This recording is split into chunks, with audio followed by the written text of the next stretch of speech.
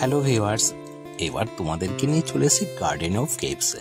Garden of caves মেঘালয়ের একটি জায়গা, খুব সুন্দর জায়গা। এটা এক গুহার মধ্যে তোমাদের যেতে হবে। তো গার্ডেন অফ কেভসের একটা ইতিহাস আছে, জানো তো?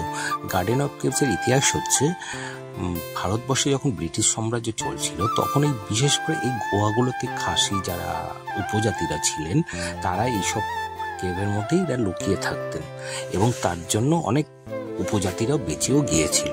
তো গার্ডেন অফ কেভসে তোমাদের আসতে গেলে শিলং হয়েই আসতে হবে। আর একটা কথা বলবো, যারা মনে করছেন ভেতরে যাবেন এবং 60 বছরের উপরে যারা আছে তো তাদেরকে বলবো আপনারা দয়া করে একটু বুঝে শুনে যাবেন, কারণ খুব সরু জায়গা, মানে সরু জায়গা থেকে যেতে হয়। এখানে অক্সিজেনের খুব প্রবলেম হয়। তো আপনাদের বলবো যে একবার ঢুকে গেলে কিন্তু আপনারা পেছনে আর ব্যাক করতে পারবেন না। তো আপনারা সাবধানে যাবেন, অবশ্যই আপনারা দেখে শুনে যাবেন।